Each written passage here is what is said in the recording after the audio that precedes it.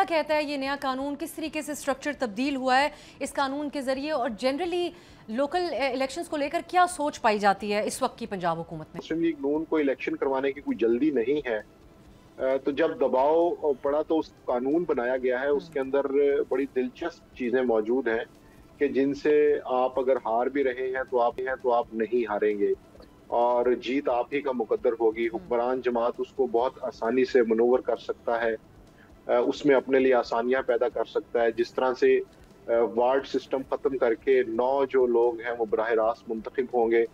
अब उसमें दिलचस्प बात यह है कि चेयरमैन वाइस चेयरमैन का भी डायरेक्ट इलेक्शन नहीं है। तो ये सूरत हाल सामने आएगी ही नहीं कि कौन जीता और कौन हारा, किस पार्टी ने कितने वोट हासिल किए।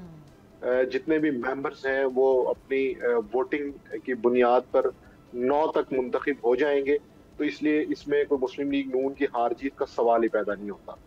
और उसके बाद फिर जब उसके अंदर मखसूस नशिस्तों के लोग शामिल हो जाएंगे तो वही अपने चेयरमैन और वाइस चेयरमैन का इलेक्शन करवाएंगे। तो इस वक्त अगर किसी भी अवामी मकबूलियत को खतरा दरपेश था तो निहायत महारत से और चालाकी से उसका सद्देबाब कर लिया गया है।